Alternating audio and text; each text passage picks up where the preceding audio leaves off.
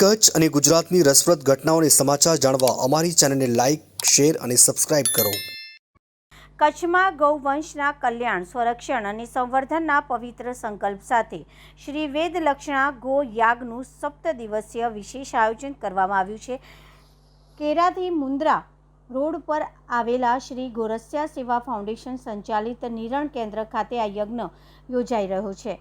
રાષ્ટ્રીય સ્વયંસેવક સંઘની ગો સેવા ગતિવિધિ કચ્છના માર્ગદર્શન હેઠળ ગોરસિયા સેવા ફાઉન્ડેશન, બળદિયા અને ગિરધરભાઈ પિંડોરિયા પરિવાર હાલે ટાન્ઝાનિયા દ્વારા આયોજિત આ ગો યાગ સમગ્ર ગૌવંશની સુખાકારી, પર્યાવરણ શુદ્ધિ તેમજ લંપી રોગમાં મૃત્યુ પામેલા ગૌવંશના આત્મકલ્યાણ માટે સમર્પિત છે. યજ્ઞના મુખ્ય આચાર્ય તરીકે વિદ્વાન શાસ્ત્રી જયદીપભાઈ વ્યાસ સેવા આપી રહ્યા છે. યજ્ઞ દરમિયાન ગો સૂક્ત અને ચતુર્વેદ પારાયણના પાઠ સાથે ધાર્મિક અને આધ્યાત્મિક કાર્યક્રમો યોજાઈ રહ્યા છે. માલધારી પરિવારો સહિત સમાજના વિવિધ વર્ગોના પરિવારોને નિઃશુલ્ક યજમાન તરીકે લાભ આપવામાં આવ્યો છે, જે સામાજિક સમરસતાનું ઉત્તમ ઉદાહરણ છે. આ આયોજન સંપૂર્ણપણે પ્લાસ્ટિક મુક્ત અને પર્યાવરણ મૈત્રી છે. યજ્ઞ મંડપમાં વાંસ અને લાકડાનો ઉપયોગ કરવામાં આવ્યો છે.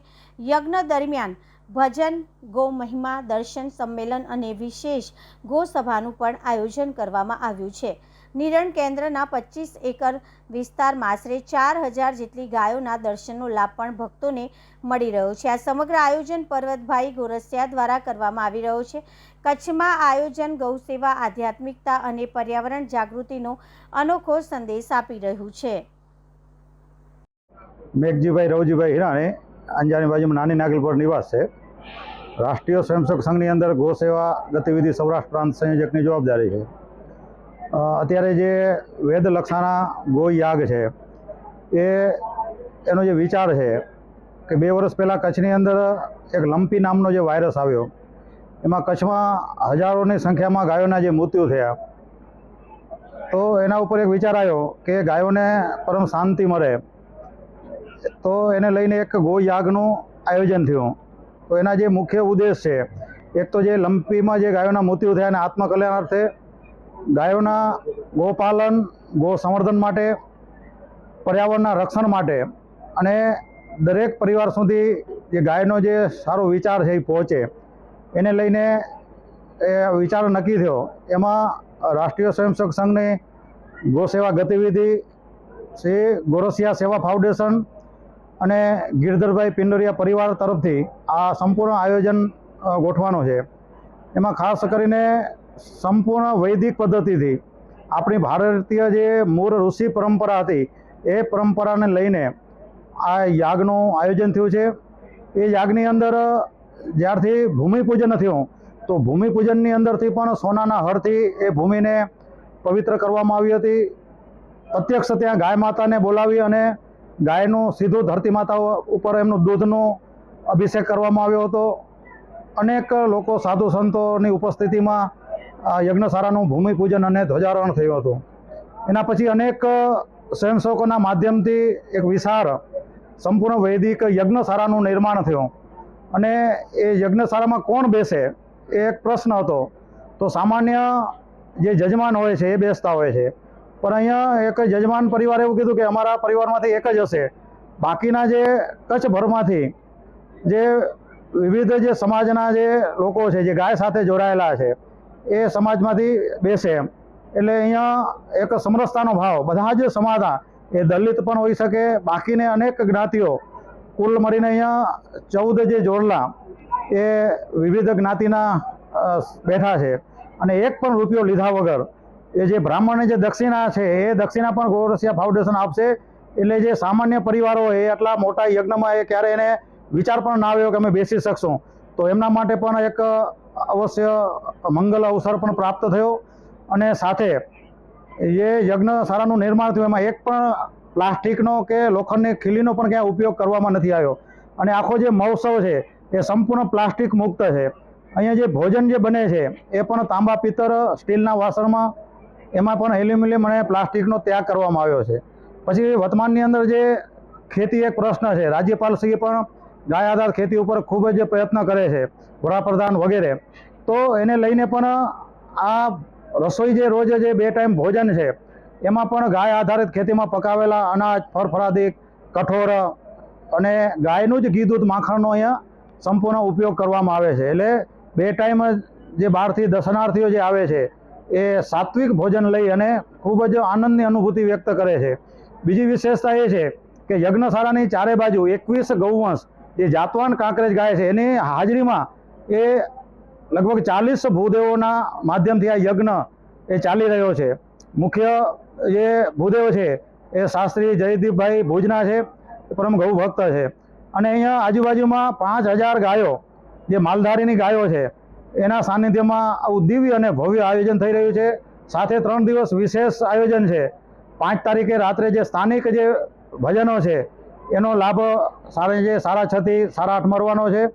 અને 6 તારીખે રાત્રે જે ભુજ શ્રી સ્વામિનારાયણ મંદિરમાં એક ખૂબ દિવ્ય ત્યાં પ્રદર્શની લાગી હતી, ગો મહિમા દર્શન. એમાં અનેક બહેનોએ, ખાસ કરીને એમાં બહેનોનું ખૂબ મોટું જોડાણ હતું. 300થી વધારે બહેનો અને ભાઈઓ એ જોડાણ હતા. એનું એક મિલન રાખ્યું છે કે એ ગાય સાથે જોડાણા કંઈક સંકલ્પ લીધા હતા તો એનું આદાન પ્રદાન થશે. એ 6 તારીખે રાત્રે 6:30 થી 8:30 રહેવાનું છે. અને 7 તારીખે એક ગોસભા, આ ગાયનું જે વિજ્ઞાન છે, ગાયનું જે ધાર્મિક સાથે વિજ્ઞાનનું જે મહત્વ, એનું એક ગોસભા એટલે 6:30 થી 8:30 રાષ્ટ્રીય સ્વયંસેવક સંઘના ગૌસેવા ગતિવિધિના અખિલ ભારતીય પ્રશિક્ષણ પ્રમુખ KEN રાઘવનજી જે ચેન્નઈથી આવશે અને લોકોને માર્ગદર્શન કરશે. એમાં અનેક સાધુ સંતો, સમાજના અગ્રણીઓ, શ્રેષ્ઠીઓ અને દરેક આપના માધ્યમથી દરેક જે ગૌપ્રેમી અને ધર્મપ્રેમી જનતાને 7 તારીખે સાંજે 6:30 થી 8:30 આ ગોસભામાં આવા ભાવભર્યું આમંત્રણ છે. આ જે મહોત્સવ છે એ 2 તારીખે 2/6/2026ના પ્રારંભ થયો અને 8/6/2026ના એ પૂર્ણ થશે. તો ત્યાં સુધી કચ્છભર અને અનેક લોકો ગુજરાતમાંથી પણ આ દર્શનનો લાભ લેવા પધારી રહ્યા છે. અને વિશેષ હજી 5 દિવસ છે તો સવિશેષ ધર્મપ્રેમી જનતાને પધારવા ભાવભર્યું આમંત્રણ છે. મારું નામ જિગ્નેશ છે, હું બળદિયા. આપણે આ બધી ગાયોનું ચરોચાર ઉપર બધું વ્યવસ્થાનું, ગાયોની ચરોચાર, પાણી, ગાયની દવા, બધી વ્યવસ્થા ગાયો માટે. હું અહીંયા 7-8 વર્ષથી છું. ગાયોને એવી ને એવી સેવા થાય 7-8 વર્ષ. ગાયોની સેવા અહીંયા વિશેષતા એ છે, સવારના લીલો ચારો, સાંજે સૂકો ચારો. ગાયોને કે બારે જવાની તકલીફ નહીં. ગાયો આપણે કૈયારી, રાતા તળાવ, બરંડા બંનીમાંથી આવે છે. જય ગૌ માતા. અહીંયા કને આ જગ્યાનો જ પ્રભાવ એવો છે. અહીંયા કને દર વર્ષે 5000ની આજુબાજુની ગૌવંશ અહીંયા કને નિવાસ કરતી હોય. એવા છેલ્લા 10 વર્ષથી આ પ્રકારની સેવા ચાલે છે. જગ્યાનો પ્રભાવ છે. એમાં સોનામાં સુગંધ ભરી કે આ સુરભી યાગનું આયોજન થયું એટલે લોકોમાં ઉત્સાહ છે ને અમારામાં આયોજકોમાં, સ્વયંસેવકોમાં બહુ ઉત્સાહ છે. વિચારો બધા સંયુક્તમાં ગૌ ભક્તોને સાથે મળીને અમારું ગયે સાલે ગૌ સેવા સંગમ કર્યો હતો. એમાં ઉત્સાહ વધ્યો હતો, સફળતા રહી. તો આ વખતે વિચાર થયો કે કંઈક કરી ગાય માતા માટે. તો સાથે મળીને વિચારીને સાથે મળીને જ વિચાર ઉપજ્યો છે. એટલે આપણી સનાતન ધર્મની સંસ્કૃતિ છે. ગાય, વેદ, બ્રાહ્મણો, સંતો બધા ધર્મના પાયા છે. એટલે બધો અહીંયા કને સંગમ છે એટલે અદ્ભુત આનંદ આવે છે. એટલે વિશેષતા અહીંયા કને મુખ્યત્વે ગાયને કેન્દ્રમાં રાખીને આયોજન છે. ગાયની સુખાકારી માટે આયોજન છે. એ પ્રકારની એક વિશેષતા છે. સાંજે થોડુંક આરાધી વાણી, સ્થાનિક ભજનોનો કાર્યક્રમ એવો છે. તો અહીંયા આયોજકો છે, અહીંયા કને ગોપાલકો છે, તો એને થોડોક આનંદ મળી રહે. ગાય માતાના ભજન ગવાશે, ધાર્મિક ભજનો ગવાશે. એક કાર્યક્રમ એવો છે કે 4 વર્ષ પહેલા ભુજમાં એક ભુજ મંદિરનો દિશોત્સવ મહોત્સવ હતો. ત્યારે ગૌમહિમા મહોત્સવ એ કરેલો હતો. એમાં જે કાર્યકર્તાઓ સંકળાયેલા હતા એનું એક સ્નેહ મિલન પ્રકારનો એક કાર્યક્રમ છે. અને એક મુખ્ય કાર્યક્રમ અહીંયા ગાય માતાનો મહિમા વર્ણવવા માટે, ગાય અને યજ્ઞનો મહિમા વર્ણવવા માટે એ ચેન્નઈના એક વક્તા આવવાના છે, RSSના પ્રચારક છે. એ એક કાર્યક્રમ છે. એવી રીતના 3 કાર્યક્રમો છે અલગ અલગ. એટલે અહીંયા અમારી એક માનસિકતા એવો વિચાર છે કે જે ગોપાલન કરે છે એ બધા યજમાન છે. આ એક નિમિત્ત હતું કે અમુક સંખ્યા મર્યાદિત હતી કે એ સંખ્યામાં જ આપણે લઈ શક્યા. બાકી જે લોકો ગોપાલન કરે છે, ગો સેવા કરે છે એ દરેક યજમાન છે. હવે આયોજકો સાથે મળીને ઉત્સાહ છે એટલે વિચારશું.